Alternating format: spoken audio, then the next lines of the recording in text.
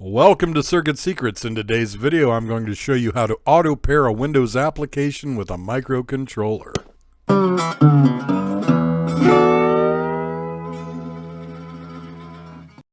This is the second video in a series where I've delved into a Visual C# tutorial.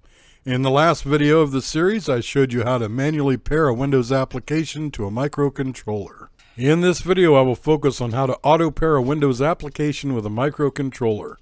Specifically, I will be showing you how to build a C#.NET Forms application to auto-pair with the Morse code sender running on an Arduino Pro Micro. You can find the information about the Morse code sender in the video above. To allow the detection of the Morse code sender, that Arduino sketch will need to be modified. You can find this information towards the end of this video. Follow along for the rest of the video to learn how to develop a Windows application to auto-pair with a microcontroller. If you want to skip over writing the code and examine the source code yourself, you can download the Arduino sketch and the complete Windows project from circuitsecrets.com. Step 1. Follow the instructions to build the Visual Studio C#.NET Windows Forms application I showed you in the video above. Step 2. Finish the design of the layout of the application. In the designer, you will need to drag in two more buttons. They should be named BTN Auto and BTN Stop. The text on the buttons should read as follows: Auto Connect and Stop and Exit. Next, drag two labels onto the screen. Fill them with random text so you can see how they will be displayed. Adjust the font type and size to your taste. Leave the names as the defaults Label 1 and Label 2. These will display error messages, information about the status of the connection, and the firmware version running on the microcontroller. That's it for the design.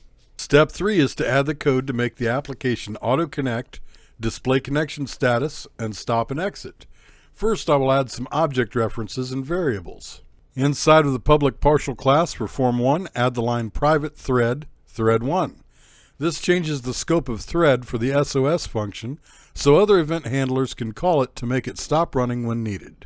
The next change is I add the line private int wait time equals 2000. This is a delay that will be used for communications with the microcontroller to ensure it has time to respond to requests. Next, I will jump to the code for the Auto Connect button handler.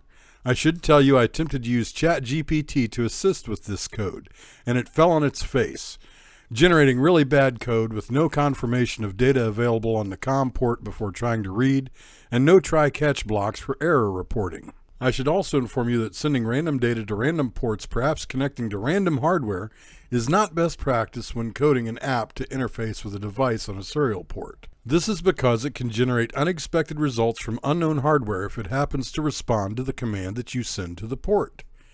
Inside the handler, first there is a for each loop. This loop executes once for each port detected. Next, I come to a try-catch block. A try block executes code that has some special error handler capabilities available to the partner catch statement. Inside the try block, the serial port is initialized to the selected port and the baud rate is set to 9600.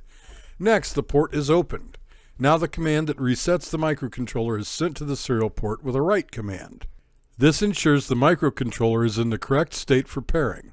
I use ZZZ to initialize the device simply because it is not so common.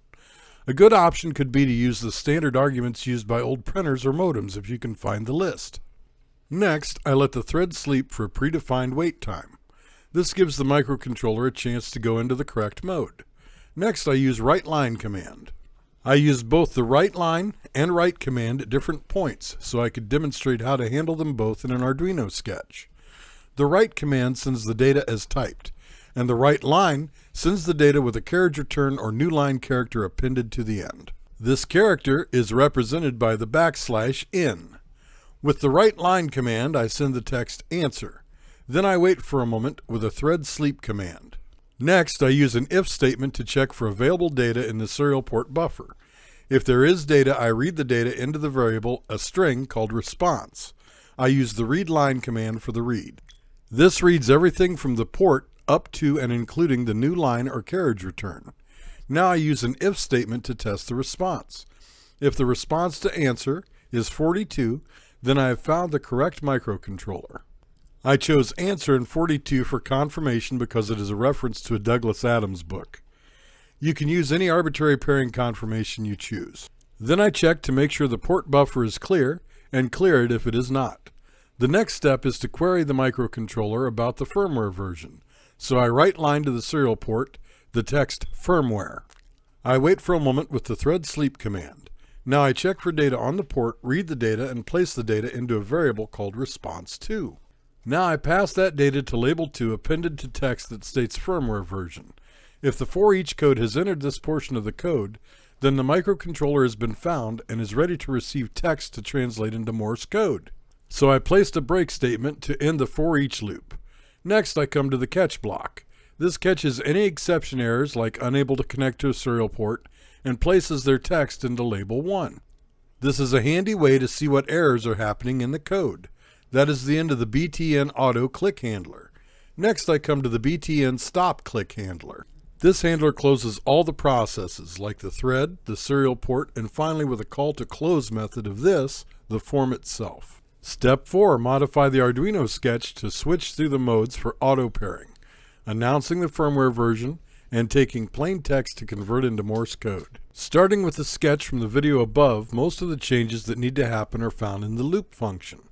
The only other changes I made were adding a mode selector integer in the global variable namespace and moving the string for input into the same area. Inside the loop, I added a few while loops.